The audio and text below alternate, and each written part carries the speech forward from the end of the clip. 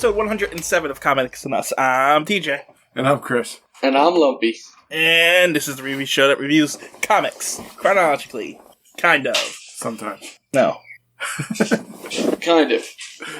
Sometimes. Sort of. Maybe. Yeah, kind of, sort of. We are covering the June-July issue of Batman 1944. Batman number 23 to be exact. 4 stories we're covering. The executive editor was Whitney Alfred. Cover artist was Dick Sprang. The first story was written by Bill Finger, penciled by Dick Sprang, inked by Gene McDonnell. That's a new name. Lettered by George Russo. The second story was written by Don Cameron, penciled and inked by Dick Sprang, lettered by George Russo. The third story was penciled and inked by Jerry Robinson, lettered by George Russo. That's weird. What? The third story, the Alfred story? Yeah. Doesn't have a writer credited to it. It seems like it didn't have a writer. So, that's weird. Anyway, and actually, before we go any further, so you don't have to edit this, why is Lumpy playing ping pong over on his end? Like, I hear ping pong going on. yeah, there's stuff in the background. I just thought it was one he is. Oh, and I have my headset on and didn't even hear it. It sounds like someone's playing ping pong in your. Yeah, it's the cat's batting something around over there. Okay. That's what to make sure it was mentioned so TJ doesn't have to edit it out. I don't even know what it is. Something blue. And the fourth story was written by Bill Finger, penciled and inked by Dick Sprang, and lettered by George Russo. Alright. Anything to say about any of that? No, that was a new guy? Who was the one you said was new? George McDonnell? Yeah, I never heard that one before. Yeah, I'm not sure. Or Gene McDonnell. Gene McDonnell, I'm sorry. He inked the second story, so. Okay. Or no, the first story. I'm sorry. Oh. Well, whatever. Moving on to the cover. Who wants to do the cover? I'll do the cover. It says Batman in yellow, and it's got the blue bat symbol. Batman number 23, June, July, 10 cents. Everything's written out. Superman publication. We got Batman, Robin, and the Joker playing chess. It looks like, but the chess pieces are Batman, Robin, and the Joker also. There's only 3 chess pieces on the board. Yeah, and the Joker's he looks like he's sweating a little bit or something. There's some like little droplets coming off his head. Yeah, I didn't know if it was motion, like he's laughing, but it does look like it's sweat. Like they look like beads of water. Yeah, so I don't know. It's drawn well. I like how it's drawn. It's very very smooth this time. Like there's no. It really smooth. Yeah. Well, it's easy to make it very smooth when you have a plain black background in the background. Right. But it made it pop a little bit. I do like it this time. Just a plain black background. Except for Joker's one ear looks funky. I don't know what's going on with that one ear over there on the right-hand side. Yeah, I don't know what that is. If you're picking it apart. I know, but the way he's facing, I don't know that you'd see the ear like that. But whatever. Yeah, it looks good. Yeah. All right. Moving on to the first story. Non-canon splash page. Batman, Robin, and the Joker are wrestling in space. Or near a globe or something? The Earth is spinning, I guess, and there's a big, swirl, showing that the Earth was moving, I guess. And, they're kind of, wrestling there. Robin's got his arms around the Joker's neck, and Batman's grabbing his arm. Joker's got a gun up in the air, looks like it was just fired. And, there's the Earth is upside down. Looks like the city of Gotham is upside down on the bottom of it. Got your standard Batman with Robin, the Boy Wonder logo at the top, and then your first scene down at the bottom right-hand corner. Is it me, but between the cover and even the splash page, did Batman and Robin look like they've been working out a lot more? Yeah, well, the first page, Robin looks bulked up, and Batman's chin looks is really chiseled. Yeah, and even on this one, his arms all huge. They their look muscles very buff. are more. Yeah. Yes. I mean, they are working out. They do show it. They do show it in this comic. So, are you going to talk about the three paragraph word bubble we got at the bottom of that, or we're going to just ignore that? I was ignoring that. I can't read it. It's upside down. Only the last line's upside down. All right. So this story is called "The Upside Down Crimes." It is 13 pages long, and we open up with the Joker. I guess he's at a carnival. Just all the show is or in a fun house. Is there like fun houses without carnivals? That's why I assume it's a carnival, because I've never seen a fun house just be a fun house on the side of the road. Right. I mean, you see it like True. on boardwalks and things like that, but I've never just seen one randomly just put somewhere. No. So, I guess he's just... First of all, how is he just able to walk the streets and go into a fun house? But, whatever. Maybe he got let out. Maybe he's... Uh-oh. Somebody just killed Lumpy. Maybe he's done. He did his time. He's out free. Well, I think we left off with him escaping Batman. I think so, too. Oh, that is cats crying. Anyway. So Joker goes into the funhouse, and he does the funhouse stuff. He's like, it's like as if he's never done a funhouse before. He looks out the mirror, he goes down a slide, goes in that spinny tunnel thing. No, I gotta disagree with you here. It's always like this when you go in a fun house. It's fun every time. That's why it's a fun house. It's not like you never did it before. It's your first time every time. Come on, and it does look funny seeing the little fat Joker in the mirror. You don't see the fat mirror and laugh even if you did it before? Every time you laugh. Every time, right. I disagree, TJ. He's going down a slide. That's fun. And he's going through that rolling barrel thing. That's fun. I don't enjoy the rolling barrel, personally. Well, because you fall down. If you fall down, Yes. you're trapped in there. Yeah, it sucks. I've never gone into a funhouse that has had a different layout. He really is covering all the bases of a funhouse. So, I agree. It's a standard funhouse. I don't know how you can say that the funhouse is fun after the 17th time. I go every year. Anytime I go past the funhouse, I go in the funhouse. You got those stupid maze of mirrors that... Yeah, you know what? They're all separate now. Like, they have them by themselves now. They used to be in the funhouse, but now they're by themselves. Yeah, you just buy tickets for the mirror maze now. Right. You don't go into a funhouse and then end up in the mirror maze. They don't. No. Yeah, they make more money now. Oh, okay. Right. Well, I haven't been to a funhouse since everything was combined together. It doesn't matter, but I disagree. I think it's stupid. Why do you hate fun houses? No, I just don't think fun? I just think they're boring because they're never different. Well, the Joker loves it. That's why I think it's his first time in one. I mean, he's the Joker. This would be boring to him. You think so? He likes funhouses. Well, in any case, he does all the basics, and then he gets to the upside-down room, and somehow this triggers an idea, because he's never been in a funhouse before, because this is the first time he's seen this. No, maybe he wasn't evil when last time he went in the funhouse. Maybe it was... okay. Yeah. So, he says, wow, what's happened? I'm seeing upside down, because he's never been in one before. Anyway. Maybe this is the first funhouse in the 40s. I don't know when they invented funhouses. That's true. I don't know when the first. Maybe they weren't as prominent back. Regardless if it's the first funhouse, it would be his first time. Yeah, well, then it would be. So my point still stands. It's still fun. Anyway, the upside down room gives him an idea, and then we get... This is another one of those issues where they take an idea, and then they just pound it to death. And they run with it, yeah. I forget what the last one was. I forget too, but especially with the Joker, though, I feel like they like to do that. He really exaggerates his idea to the point where he can do it to every aspect of life for his thing. Yeah, it's because his idea now is, after the narrator tells us that his brain's hatching a new plot, somehow this is a brilliant idea, he starts turning things upside down. So he gets his thugs to turn a car upside down for some reason. With people in it. Is there people in it? Yeah, look at the window. There is. In it. I didn't notice that when I read it the first time. There are people in it. No, I thought the guy that was yelling at them, I thought it was his car that they were turning over. I don't know. There's people in that car. No, I see them now, but yeah, that's why I didn't. That guy that's yelling at them says, "Stop, stop." That's the fifth car they turned upside down. And he's a police officer. Is he? It looks like a conductor or something. When here. For mine, I can zoom in on him, and I can see him he's got a gun and a baton in the other hand, a gun in one hand up in the air and a baton in the other. He's a little tiny guy. He's drawn really weird, by the way. And he's only white. They did not color him. So after he turns the car upside down, he goes to a movie theater, knocks out the camera projector guy, whatever they're called, and then turns the camera upside down so that the film's upside down.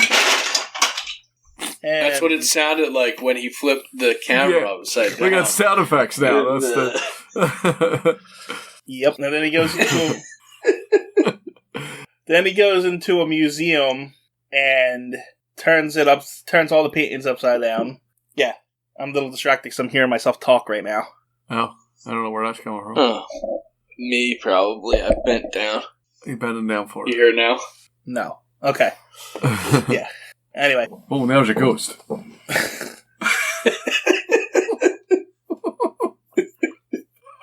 I heard a ghost.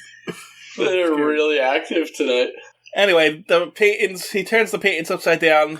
Why didn't he steal one? Yeah, I don't know. I don't know what he's having fun with the upside down thing right now. Yeah, and then he doesn't even he breaks character and does a skywriting, and but it's not upside down, it's just backwards. It's backwards and it's stupid. Cuz why does it say work at Joker? Yeah, is that what it says? Yeah, I still couldn't figure it out, and then they mention it later on. Oh, okay. Because I couldn't figure it out either, at least that first word. Yeah, right, because it looks weird. It says because work it looks at like Joker. No, forward, and I thought it was like an N.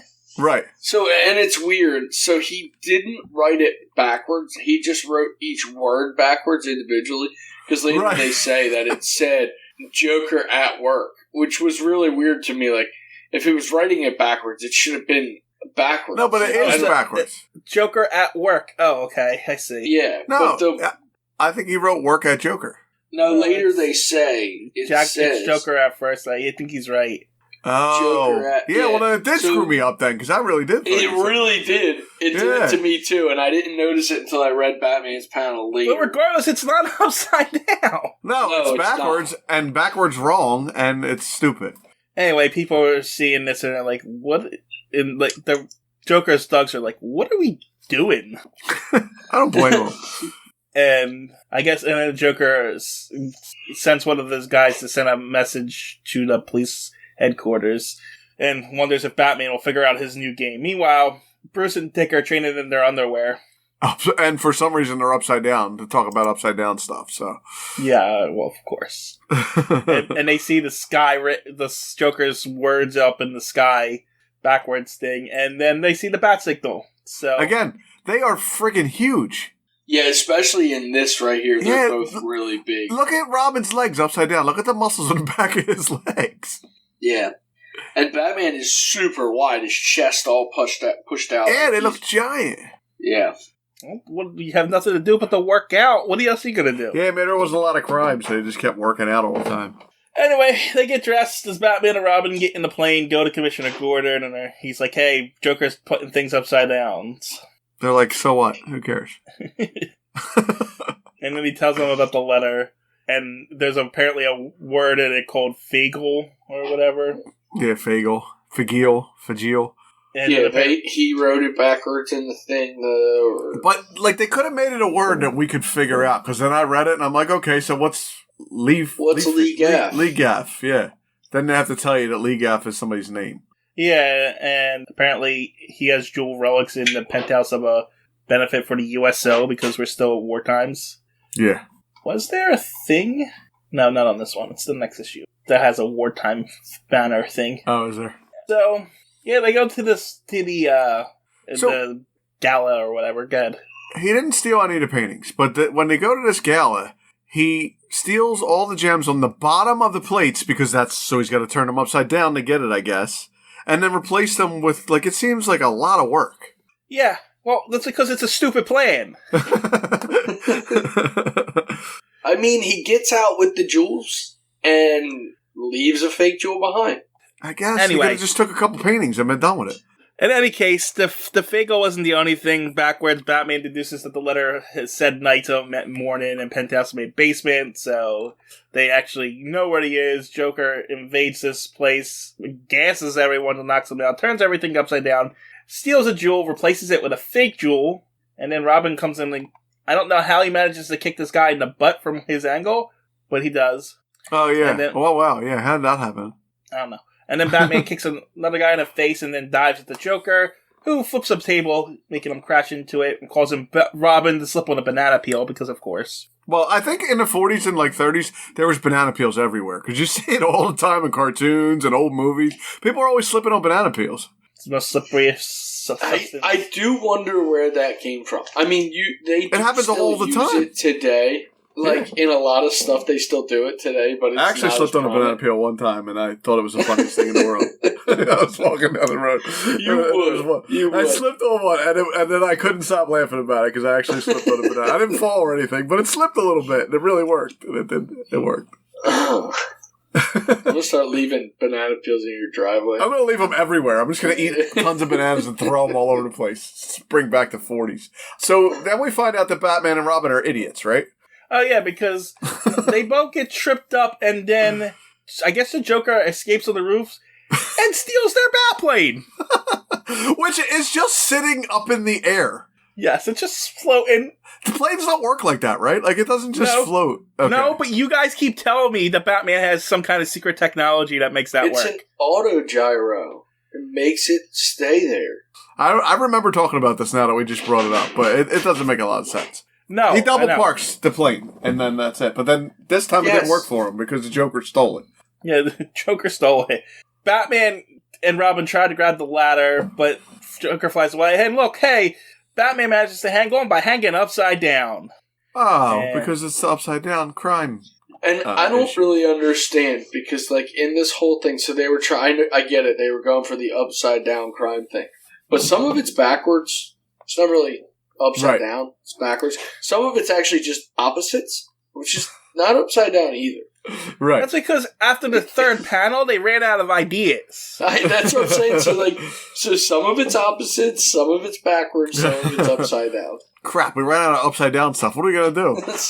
Anyway, Batman pulls out a radio from his utility belt and says, Robin, follow us. And I guess he does. Yeah. So, Joker's flying the plane, spinning it upside down, trying to shake Batman. Well, actually, Batman manages to get into the plane. Yeah. Somehow. But it doesn't work. It doesn't work out well for him once he gets in there. No, because does he get knocked out there? It's a gas. Yeah, he's unconscious. Like, I don't know if it's a knockout, but it's a gas gun. Oh, no, and you know what happens? I remember this now, too. Batman is an idiot. He gets in the plane and steps on the gas gun and gasses himself. Yep. I didn't write that knockout down. I didn't even see that. So we're considering that a knockout? Yeah, right? I mean, he's unconscious, right? Right. Knockout gas, I guess. So that is his 73rd time being knocked out. Meanwhile, Robin's looking down at his penis again because somebody's talking to him from there.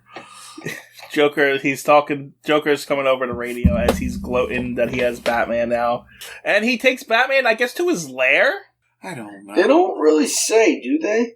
I don't know. It says minutes later, Batman awakens, a prisoner in the hands of the artist of deadly drollery. But they don't even tell you what's going on here, and that dude's messing with Batman's shoes. Yeah, he put something in Batman's shoes. It had to be like metal because the Joker has a magnetic ceiling. Yeah. Which makes Batman's boots go upside down. But so now it's like an electromagnet, right? Because he's got to turn it on, right? Yes. Okay. Yeah, he does flip the switches. Okay, and I don't understand what happens here. There too. Right. I don't know what happens here, and I don't know how Batman just doesn't fall out of his boots, but okay. Well, neither does the Joker. Right. Yeah, well, I know, because Joker's got similar shoes, and now he's up on there, and he's got this electrical poker thing. Yeah. And he's trying to hit Batman with it. He accidentally sets his cape on fire. Batman tears his cape off, struggles with Joker. Robin busts in, punches a guy. And the struggle continues, and then Batman takes the poker, stabs the magnetic thing, which shorts out the entire magnetic thing, and I guess magnets work that way now. I didn't understand that at all. Neither did he. Yeah, apparently. Yeah, he didn't get it. And so the magnet stops, and Batman falls onto his feet, but Joker falls right on his head. Breaks his neck. Yep. That's what it looks like. Way. Yeah. And then, they got the diamonds, and Batman ties them up, they get in the back plane, and you think it's over. I did think it was over. I thought that was the end. So did I. But no, we still got 3 pages left. Right, because I'm like, oh, well, that was a short one. All right, it's only 9 pages, and I'm looking at the next one like, uh-oh, still going on. The cats agree. They thought it was over. They thought for sure it was over. Anyway, back at Commissioner Gordon's office, Batman's like, oh crap, I forgot about the electric poker. That's how I got away out of my ropes. And so, But how? Oh, he poked it. He poked it. He used the electric poker, burned the ropes, and it burned the ropes. Yes. Okay. Yeah, I guess. But Batman managed to recover the jewels, and then days pass, and then Joker sends him another note. Fate lurks where the stars are false, and the sands of time run upside down. He's still on the upside down kick too. Yeah. And so they're trying to figure out, and then the radio comes on and just tells them where the thing is and where the place is. I wonder where this is going to be. Tonight's night, folks, the annual ball. Oh, okay. I guess that's where we're going.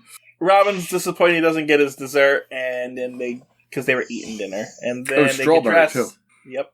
They get stressed as Batman and Robin, and they go to the ball where we get a bunch of 40s stars references, apparently.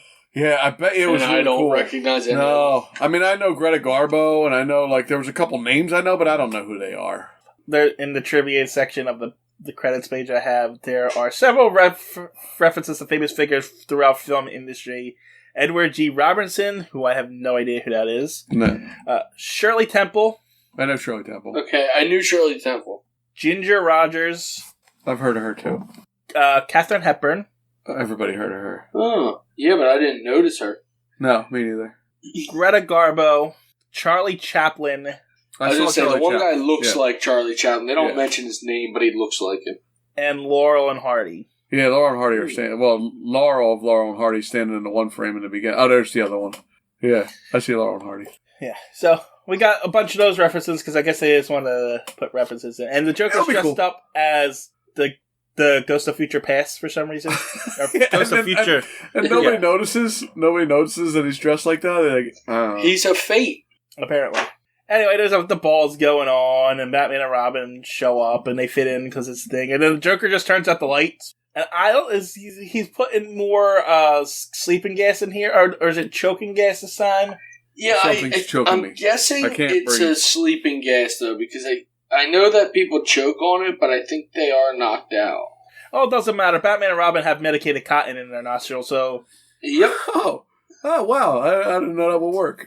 Yep, that's how you beat it. Even though they can still breathe through their mouth, but whatever. And, you're breathing the medication, aren't you? Through the cotton in your nostrils? I would think so, but whatever. Batman and Robin beating up the guys. Batman punches a guy. Robin tackles another guy. Batman smacks two guys' heads together. Joker has the jewels, and Batman catches him, and he runs, but he then pushes him down and then throws him into a bunch of instruments. And then Robin swings a guy into a drum, one of those giant drum kit things. Yeah. Batman blows a giant horn, which somehow sends Joker flying up into the air. Batman I think he shoots Joker out of a tuba. I really do. Yes, he does. That's what it looks like. Which causes him to crash into cymbals like that. Yep. When my cats are doing sound effects. A lot of sound effects. For us. Also, Robin uses a flute as a pea shooter or something. He shoots one guy in the eye with a flute. Yeah. I don't know how he did. I guess he just has peas in his pocket or something. Maybe they were on the tables for dinner. Okay, but then they're cooked and if it's an actual pea, that would not hurt. Well, it's got to be at least an uncooked pea, like a dried pea, not a... Yeah, splat right in his eye. I guess if it got in your eyeball, it would still bother you, though. It would. Yeah. Anyway, Joker has a smokescreen gun, and he uses it to escape. And it looks like a nowadays screw gun, is what it looks like. Yeah, a little bit. Anyway, Batman returns all the jewels that Joker took. And then the next day, Bruce and Dick are at a restaurant, and oh look, the dessert this time's upside down cake. And Robin's like, oh yeah, upside down cake. And he falls back in his chair. Yeah, yeah, because he thinks this is stupid too. Anyway, that was that story. Anything to say about it? I'm trying to get to the synopsis, but my computer is not cooperating tonight. So here we go. It was a somewhat lazy Joker story. It was, but it was a Joker story. Every time I see a Joker, I'm happy about it. So I didn't hate it, but it was definitely I don't know. It's hard. I appreciate that they were trying to get creative with it, but they were like they beat it so hard. Like they relied on a lazy trope. Yeah, I agree. So we got featured characters, Batman and Robin. Supporting character, Commissioner Gordon. Antagonists, Joker. And how do we know these guys' names? Snipes and Muggsy Mulligan. Did they talk about them guys? I don't remember Snipes. They definitely talked about Muggsy because he's the one they spot. They probably said it somewhere in there. Then we have they're the Joker's henchman, so they were single appearances anyway. We have other characters which are all single appearances too. Prince Fagil, Miss Van Sneed, Nan Winslow, and Miss Latham. And then locations are Gotham City, GCP headquarters, Wayne Manor, and then it says items, Bat Signal, Joker Gas, Utility Belt, Vehicles, Bat Plane. Yep. I guess we're done with that story now. Yeah, I guess it was right. Moving on to the second story. Uncle Chris, non-cabin splash page. The second story should be called Robin Hits Puberty. That's what the second story should be called. But I think it happened at the end of the last one. Yeah, well, right, when he was hitting on, what's her name? Shirley Temple. Shirley Temple, yeah. All right, non-canon splash page. We got an entire paragraph in the middle here. We got Batman written in red with the bat symbol behind it in dark with Robin the Boy Wonder. On the actual picture, it's a tree with 2 hearts carved into it, but the hearts are carved with bullets, and there's like 4 guys with guns shooting bullets into the tree. Yeah, there's a firing squad.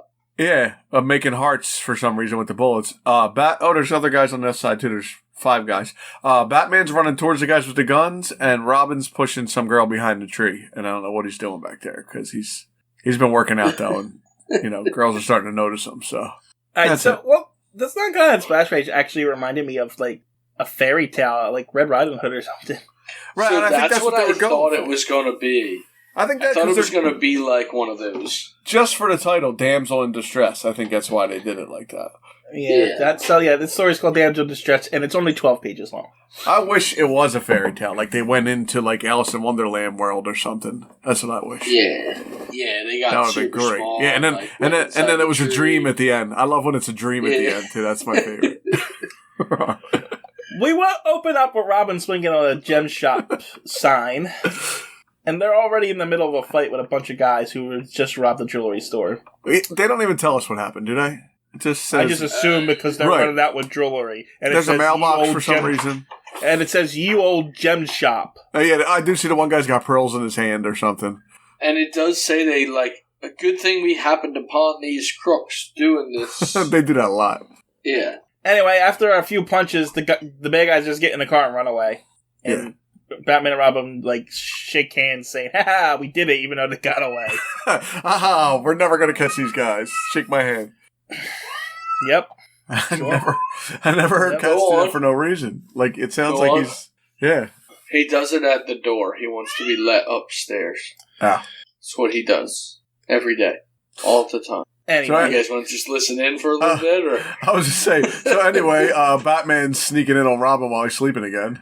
Yeah, sure looks that way, but we already established waking him up.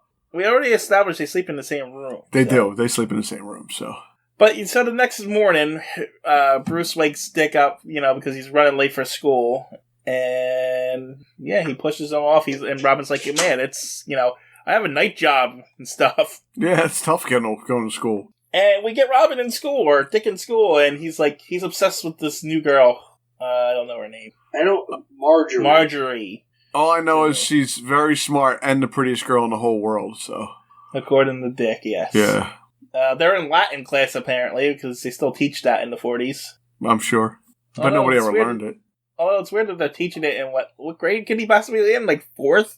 I don't know. Is he? We never know. He's older than that. It's been a couple of years. He was 8 in the beginning. Okay, maybe he's about 10 now. Yeah.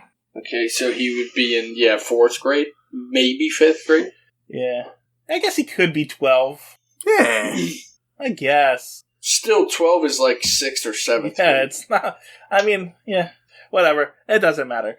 After school, Dick walks Marjorie along, and they're just talking. Robin tries to impress her by walking along a fence, and then he falls. And then he gets nervous because he sees her dad come. Yeah. Yes. And the dad shows up, and he's like, I gotta go. I got a call, so I'll see you later at home. She's like, okay. And I thought the dad was coming to pick her up, but apparently he just left her there. Yeah. It's an emergency. Yeah, emergency. So she's like, okay, and then Dick walks her home, and Dick's like, she likes me. and he's like head over heels for her. Meanwhile, the dad is being forced to take care of a gunshot wound from one of the guys that got shot. So they're outside, and there's a sign outside that says "flop 25 cents." What the heck? 25 cents. I don't know. But is it maybe a flop house? I was going to say, I don't know what flop houses are, but I know a lot of people say, like, this ain't a flop house. Like, is that really a thing? Maybe it's like a cheap hotel where you like stay in a bunch of rooms, almost like a hostel. You pay a quarter and just sleep on the floor somewhere in there? Yeah, maybe. Yeah, maybe. Yeah, so this guy got shot by the cops, and they're making this doctor heal him, and after he does it, they're like, you can't go. You have to stay here forever because we're just going to hold you hostage forever from now on. That's what I thought, too. They're like, okay, well, now you can't leave. And I'm like, well, when can he leave? And they're like, never. You can never leave. Well, this is not the first time these crooks just kidnap people indefinitely. Like, what's their plan? Yeah, we can't let you go now, but what's the end game? Then just kill them. Why are you going to keep them forever? I don't know. It's weird. This is like the 7th time we come across this. Yeah. Anyway, they have a plan to keep the doctor alive, so they go to his house and they kidnap his daughter. Right. Meanwhile, Dick is spraying perfume on himself. Weird. Oh, he's dressed up, too. He's got like a pinstripe suit on and stuff. Yeah, and like, Bruce is like, oh, what? You're falling in love now. Seems like you're a little jealous there, Bruce. Whatever gave you that foolish notion? Anyway, he goes to the house and he's like, she's not here. And then the dad's like, she went to her aunt's house. And he's like, well, we had a date. And then he recognizes one of the gangsters. Wait, why is the dad at his house? Because they took over his house now. Oh, they're in his house. Okay. Yeah, they went and kidnapped the daughter. Well, I guess they took him to his house and just tied the daughter up and put her in the house. Yeah. Yeah, and then they must have brought the patient here. Yeah. That seems like a lot of work. It does. It's stupid. They should have just, either kill the guy or let him go and run to the next city. Right. Anyway, the doctor's like, Robin's like, no, we had a date. She would have told me about that. And he's like, what? And he's like, no, she's gone. And the doctor says, hey, Dick, don't forget your prescription for your cold medicine. And then the gangster watches the doctor write it. And it's just a script for cold medicine, apparently. But no, there's a secret clue inside there. I didn't even realize that they were teaching him Latin in the beginning, but this makes sense now. Yep. So, Curriculum Precaudum Lex. I don't know if it says QS or OS. It's QS. QS. Okay. So, apparently, it translates this essentially say that he's in danger and go get help. Danger, caution, law, and as much as necessary. Yes. But instead of going and getting help, he decides to get into the trunk of the bad guy's cars. Yeah, because he's a stupid idiot. He doesn't know where they're going. Oh, so they must have kidnapped the girl and took her someplace else, because they go back to their hideout. Yeah. It's true, they do. That's where Dick follows them, too. And, Dick gets out of the car. I don't know why he went into this hardware store. Oh, to buy the stupid thing he uses later. I know why. Yeah, I was going to say he uses it later. Okay, so he buys something there. I don't remember that part. And he calls Bruce to say, hey, this is what happened. I'm going to go let them catch me. And he's like, what are you, out of your mind? What are you doing? Yeah, and then Dick just hangs up on him. So Bruce has got to go dress up a Batman. He's like, I got to get there before he gets himself killed. And then, And he almost does. He does. Yeah. So he gets changed into his Robin uniform and climbs up the side of the thing. And meanwhile, inside, they have the doctor, working on the guy again, and the girl's tied up. And then Robin just busts through a window and punches a guy in the face. Meanwhile, one of the other crooks says he'll get him and starts to pull something out, but then he gets punched in the face. But the guy in the bed has a gun, and he shoots Robin? Yeah, in the face. Yeah, he tries anyway. Yeah. I just don't understand how Robin doesn't, have a wound on him right now. Well, they talk about it. Say it's just a scratch. Oh, a mere scratch. Yeah, that's all. Luckily, it was just a scratch. It was a scratch enough just a mere scratch to stagger him enough to get I guess his plan was to get the capture, wasn't it? Yeah. Okay. Well, Robin's captured now. He's tied up, and he's like, haha, my plan worked. Now I just gotta wait for Batman to come save me. This is a stupid plan, Robin. Kind of. So, the thugs have a trap set up at the front door, and Batman rushes over, busts through the door instead of through a window, so good for Batman for, using the door for a change. Yeah. And then gets hit in the head with a wooden block and gets knocked out for the 74th time. 74 times. And, everybody's got a crappy plan. Batman's got a crappy plan. Robin's got a crappy plan. Yes, because now they're both captured, and now they're going to shoot Batman in the face. Right. And then Robin's like, and Marjorie, the girl, is like, oh no, this is so bad. And Robin's like, for you I can do anything. And for you and my friend Dick to say nothing of the Batman or whatever. He keeps mentioning Dick, like how great Dick is. Yep. And this is where the hardware store comes in. Oh, he bought a razor? A little saw blade. It's a little tiny saw blade. Yeah. That he had in his glove. Why did he need to go to the store to buy a saw blade when he had his Robin costume with him with a utility belt?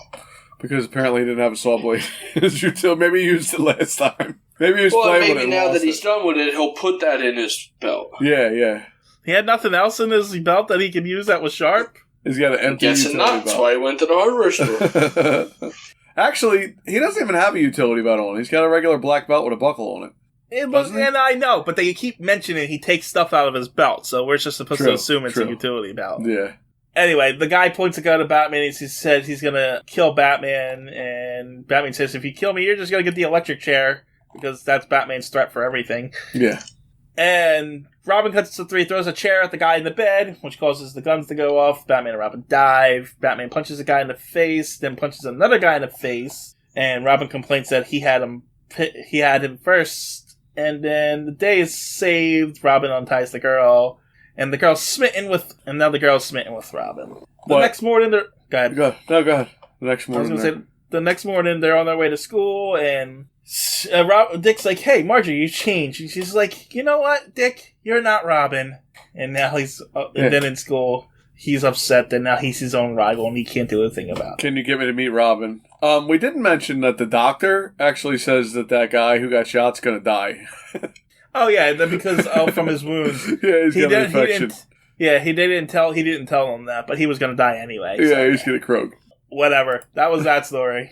I mean, it was what it was. I didn't think it was terrible, but it wasn't great either. I like that Robin's in the girls now instead of just Batman, so that was kind of cool. But yeah, but it's just a Batman romance story where, the girl's more in love with Batman than it is Bruce Wayne. Yeah. Actually, have they done that yet? Yes. Yeah, they did. His first girlfriend. Yeah. I actually think I like that one the best. Speaking of girlfriends, where has Linda Page been? Oh, she just disappeared. Yeah, she's been gone for a while. She's on a hiatus. She might still be on the boat. That's true. Maybe. She got turned into a vampire. Long boat ride. She could be a vampire. No, that was Julie Madsen. Oh, that was Julie Madsen that got the vampire? Yeah. Was that the one that the doctor told him to take a long boat ride because she was hysterical or something? Yeah, that was Julie Madsen. I thought that was... No, but I think the last time... No, you know where the last time we seen Linda Page was? I think she was still trapped on that amusement park ride that got stopped. the tunnel love thing or whatever it was? No, they were like, they were on a Ferris wheel, Bruce and her on the day, and Bruce had to pretend to fall off of it. So we got one that got turned into a vampire and one that's still stuck on an amusement ride. Well, no, she didn't get turned into a vampire. She was attacked by Clayface a couple times and went to Hollywood to become an actor, Julie Madsen. Oh, that's right. She did wind up becoming an actor. So, appearing in Damsel in Distress, Batman and Robin. Antagonists, Bugs Conklin, Jitters, and Loco. They're all single appearances. Other characters, Marjorie Davenport. Guess what? Robin doesn't date her anymore because it's a single appearance for her. And Dr. Davenport also. You know what? We went on a long stretch of just, rogues galleries things. Now we've been getting nothing but gangsters for ever. Yeah, it must be big gangster time. Maybe I don't know, the old gangster movie White Heat or something came out and then made popular gangsters again. Maybe one of the James Cagney movies came out or something. We're getting a lot of Bobos. Yeah, we're getting a lot of they talk funny. Yeah. Anyway, on to the third story. Uncle Chris, you want to do the non-canon kind of half splash page? As soon as my computer cooperates, yes, I will. Okay. Oh, what the half splash page? Okay. The Adventures of Alfred, written in Batman's, I guess it's not. I guess it's his own font. We got a little square with some words, and we got Alfred serving guns to some citizens in a... I think he's revealing guns. He's throwing like a serving plate. Yeah, I know. Like he's figured it out. He's sleuth. Yeah. Okay. Now we got a guy with a white mustache. Well, no, because he kind of looks like he's confused. Yeah, so he does look maybe you're right. confused. He's serving. I like He Fat thought Alfred it was food, better. but there's guns there. Yeah, I'm sorry. You know that? I like Fat Alfred better. Yeah, I mean, this Alfred hasn't really shown us anything yet. It looks like he only got... Not only did he get skinny, but he got wrinkly and old, too. Fat Alfred was definitely better. Yeah. And then we got a guy with a white mustache and red hair, and then another guy with, like, wavy red hair, and a lady with short white hair standing there looking at him. And they're all surprised by the guns. Yeah, everybody's looking at the guns. This is another Adventures of Alfred story called The Borrowed Butler. It is 4 pages long. So, on a Friday afternoon in the Wayne Manor, we open up with Bruce telling Alfred he's lending him out to another rich person. You can just do that? Yeah, you just lend out. They're like, yeah, you just trade them off and stuff. Apparently. What, TJ, what year is this comic? 1944. Okay, so White Heat didn't come out till 49. That's why I asked, because I thought maybe that's why, but it's not. Anyway. Sorry. So, apparently, Mrs. Van Upsitart? Upsitart? I don't know. Upsitart. It's supposed to be Upstart, it sounds like, but they put an I in there. Upsitart. Yeah. Yeah, Upsitart. Yeah. Anyway, her butler is sick because I guess every rich person already has one butler, and they don't have multiple in 1944. No, because if you need one, you just borrow one from the neighbors. Yeah, apparently. Can I borrow your butler? And Alfred objects to this, and Bruce is like, nope, you're doing it. And he's like, fine. So he goes there, and Mrs. Upstart here is kind of a bitch. Yeah. She looks very snooty, too. Yes. Because, Alfred is not allowed to speak out of turn. He's not allowed to do really anything. It's, kind of how butlers are supposed to be treated. I mean, I guess. Or, or how we perceive them be treated in pop culture in the 1940s and stuff like that. But anyway, so there's a lot of word bubbles. Yeah, there's a lot. There's more words in this 4 pages or whatever it is than there is in an entire Batman comic. Yes. The gist of it is they're, bad-mouthing Batman, and he's Alfred's like, no, he's good, but he gets yelled at for speaking out of turn, and then they serve dinner, and this is important, but I don't know what he has in his hand. It's like gel here. Wait. The red orange hair kid. Oh, the nephew or whatever. Because he burned himself. He burned himself, right. Or Alfred burned him, actually. Yeah, it was a match or something. Yeah. He gets burnt by a match.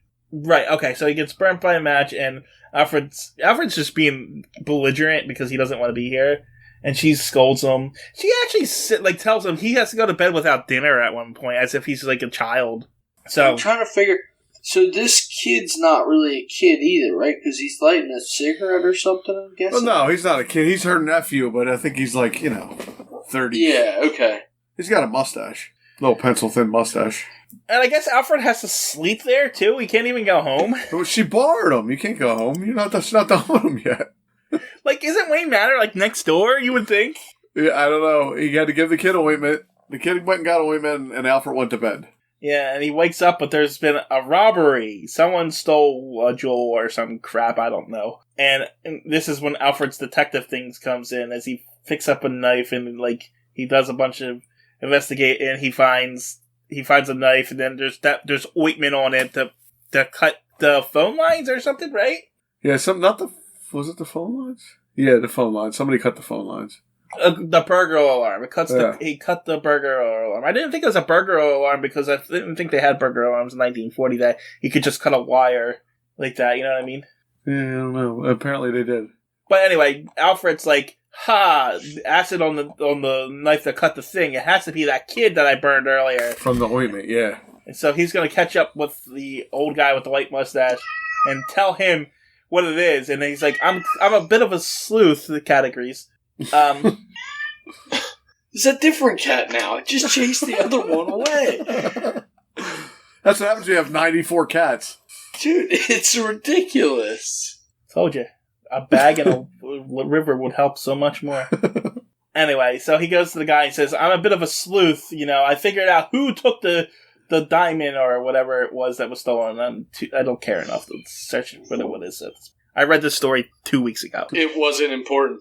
Anyway, the guy's like, oh no, you figured me out, and hits Alfred with his cane and then punches him in the face. He punches him right in the nose. And then Alfred takes scissors and threatens to cut off his nose and then smacks him in the head.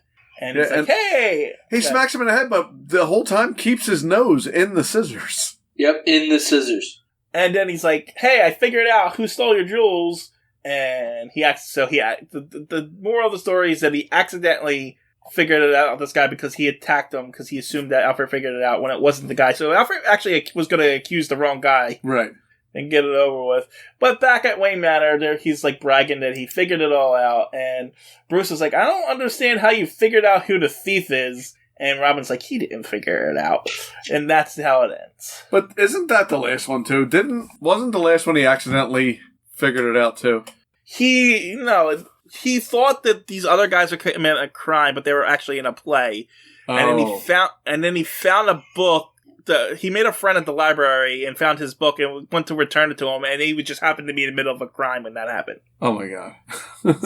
Yes, that's okay.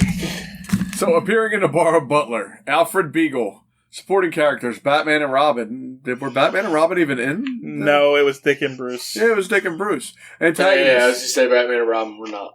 Antagonists: Mr. Piper. Other characters: Mrs. Van Upsitart and Oswald, and the locations were Gotham City and Wayne Manor, and they don't even mention Upsitart's Manor, so whatever. On to, yay, another one of these stories. Lumpy. One kind of So, they're in the snowy woods. There are some guys in some fur coats and fur hats with guns pointed them at Canadian Mounted Police and Batman and Robin on horses with the police running towards them. That's pretty much it. Yeah. Got some trees Wrestling and some horses. Wrestling always taught me that the Mounties were bad guys. Mounties were bad guys. All I know is that it's a police division story is what... yes. Are we going to go around... These fun police things. Are we going to go around the world and just use different police? And why are Batman and Robin in Canada or wherever it is? Hold on, we're not even there yet. Okay. So, this story is called Pelt Plunderers. This is a police division story because I guess they ran out of American police to do it. Yeah, apparently. And this story is only 11 pages long because... Weird. I guess they didn't have anything else to tell. But we open up in Canada's remote Northwest Territories where Bruce and Dick are on vacation. They're on vacation. I should have known they were on vacation. They always go on vacation. They are hunting caribou.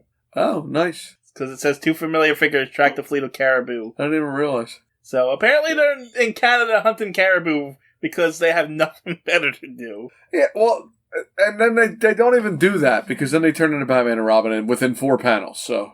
Well, yeah, because they hear bark stalking and people yelling. Did you say bark stalking? Did you just say bark stalking? Probably. I don't know. He definitely did. He said bark stalking. He did. Bark stalking. Darkin. I don't know what he said. Whatever. It doesn't matter. It's fitting for this story. I'll give you that. Yeah, you're right. Bark stalking. Go ahead. Anyway, they don't even know what happens, but they decide to get trapped up with Batman and Robin. They walk over, they punch a guy in the face, and then they chase off the other guys. Batman, I don't know. Yeah. That's what I forgot. Batman doesn't like guns, as of now anyway. He's out hunting with a gun. Oh, yeah, you're right. Yep. Huh. Yep, that's not good continuity there. I didn't even realize I mean, did they even mention that he doesn't like guns anymore? Because he had guns in the very beginning. I don't know if they said the gun thing. I do remember them telling us distinctly, though, that, Batman doesn't kill anymore because, it's bad. Right. But he kills Right. cannibals. No more guns or nothing. Yeah, I don't remember if it was that or not. Right. Anyway, yeah, there are dogs. I hear bark stalking now. Uh, See, they are making sound effects, TJ. You said bark stalking, now they're doing it. They're just a little late in this one. Welcome to my zoo. Anyhow, I don't know what Batman's doing in this one panel. Like, it looks like he hit these two guys that are, like, in the air, but it's just a plain white panel, and these two guys are, like, in the air. It also almost looks like he clapped his hands and made them shoot in the air. Yeah, like he's Superman and he blew him away or something. Yeah. I don't know. Anyway, one guy tries to shoot at Batman, and it was about to shoot at Batman, but Robin sees him and throws a snowball at him, which allows Batman to punch him in the face. Yeah.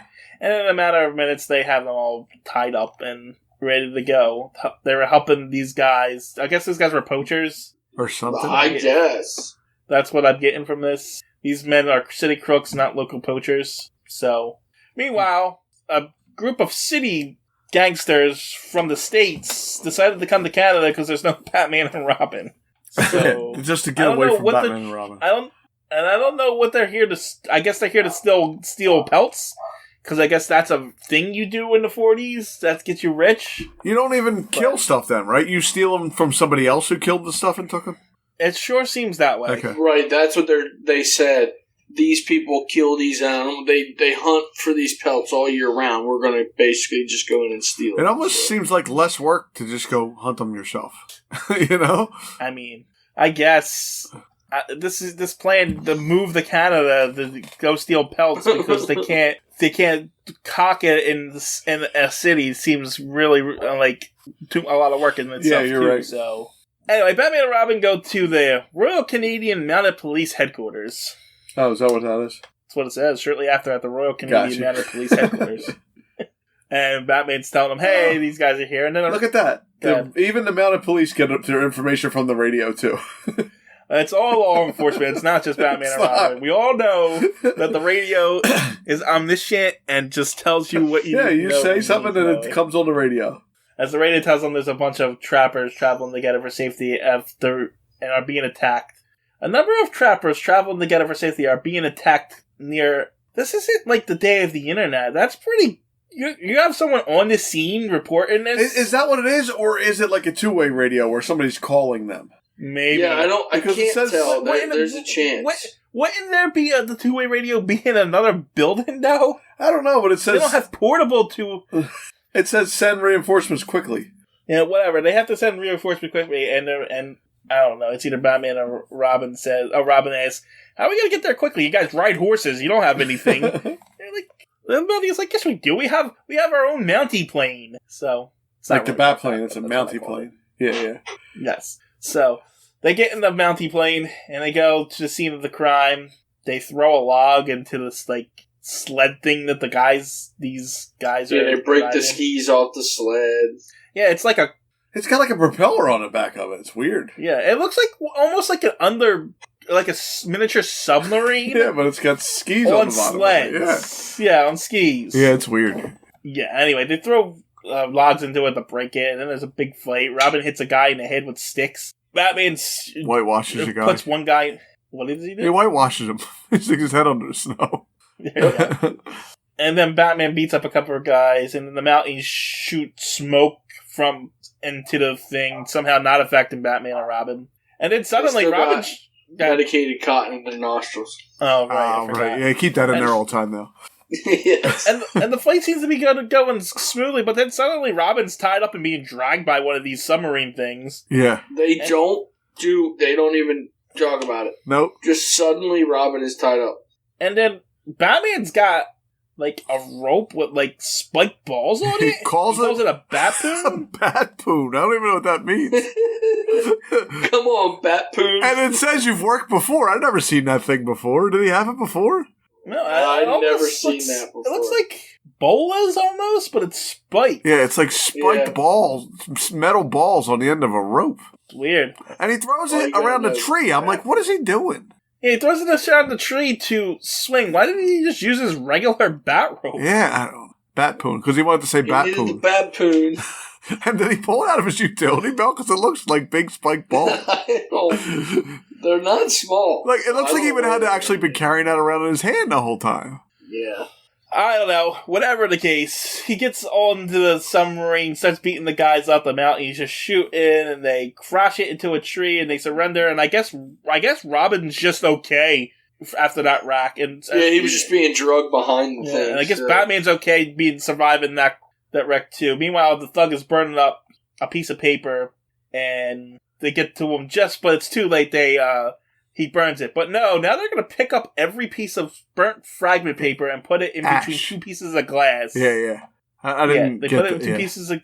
And apparently there's enough left that they can read the note, because the ash didn't just crumble in their hands as they picked it up. It was saved by the snow. Okay. Anyway, there's a big job tomorrow at Hudson's Bay. Something come, something follow. The direction I gave you, don't smudge. That's the note. So, they're trying to figure it out. And then the next night they go. And I don't know, this stuff happens. Yeah. The police do their police work. That's basically what happens. They scout out, they see the boat. Yeah. They're like... And I don't know, there's just a bunch of panels of stuff happening. It's like the bad guys are going to a skin warehouse. There's smoke now inside of this thing. They're locked. Okay, boss, they're locked inside. They're locking some people inside this skin warehouse, and then the Mounties see this happening, and so they have a boat coming in from there, and then there's just a truck for some reason. Yeah, Batman and Robin are on the boat for some reason. Like, it's weird. And then there's other guys getting off of a speedboat on the docks, and then the Mounties surround it with their boats, and... I didn't realize how crazy this was until you just went through it like that. Yeah, there's like a lot of weird things happening all at one time. Yeah, they show the truck, and then later they say, like, the police are coming at us with fire trucks and stuff, but it's like, nothing's really happening here. They're just showing all the different equipment that the Canadian Mounted Police use. Like, it's really random. They used everything, but they didn't chase anybody with it or anything. No. That's weird. And so the bad guys are trying to get away on the speedboat, and then Batman and Robin swing onto it through like a pulley system kind of thing. Yeah. Oh yeah, they are like a pulley. But then the thing breaks and they fall in the water, and then there's an angry sea otter or something. So walrus. Why is there a walrus bothering them now? I don't know. There's a walrus now. Batman punches the guys in the boats. Meanwhile, the walrus is trying to attack Robin. But the Canadians have a giant water gun they spray at them. And I didn't realize how crazy this story is. I don't even know what happened now. The random water gun that they shoot at the thing to scare The random walrus. There's no reason for it. And the day is saved, and the Canadian police think Batman and Robin. And then back in Gotham City, Bruce has another gun as he's shooting like one of those carnival games. Yeah. And now Robin's like, at least we can fire a few shots without any interruption. Batman hates guns. The end. Yes. Yeah, he hates them.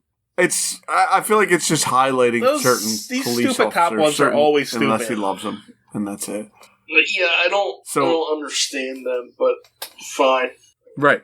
Law enforcement things. Well, that's exactly what it is. But the stories are always stupid. Yeah. There's no story. Go ahead, do your... There wasn't. There was no I can't. story. I can't do anything, TJ, because my computer froze 10 times while you were talking. So, and actually, you keep like robot. I got it. Right. It keeps saying this froze. This is that. So, and I can't even move my mouse anymore. Appearing in Pelt Peddlers, Batman and Robin, supporting characters, Canadian Mounted Police, antagonist, Skinner Short, single appearance, other characters, Mounties of the RCPM, single appearance. I guess the Mounties aren't coming back. Locations, Canada, RCMP headquarters, Gotham City, cameo. Apparently Gotham City is only a cameo in this one. And the items is the Batpoon. Batpoon! Nice. The Batpoon. That was a weird story, that one. The whole book this time, I feel like, was weird. I think Robin's love story was the best story in the book. I think you might be right. I think you might be right, too, but I was a little underwhelmed by this one. This one's kind of boring. Yeah, it wasn't great. I like seeing the Joker, but his story wasn't... Actually, I didn't hate his story when I read it the first time. TJ made me hate it again. Again, I didn't hate any of it, really. Maybe the RCMP one. The last one was I didn't realize what a cluster that was. That was pretty bad. Like, Yeah, it was really bad. Like, I didn't hate any of it that much either. It was just all stupid. Yeah, I also didn't think anything really stuck out to me like that was like, oh man, this is good. You know, it was all kind of just... It was just mediocre. Yes. Yeah, pretty much. I guess we're done with this stupid book. Yep, so that's it. So do you know what kind of jokes Batman likes the most? No. Dark humor. Get it? Because he's a Dark Knight. That's a funny one. Was that the joke? That was the joke. Dark humor. Get it? Oh. Okay. Listen, my computer froze on that screen. I didn't have any other choices.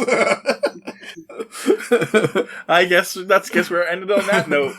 All of the cats ran out of the room. Good. So everybody Next time I'll do my joke first and scare them away. Bye.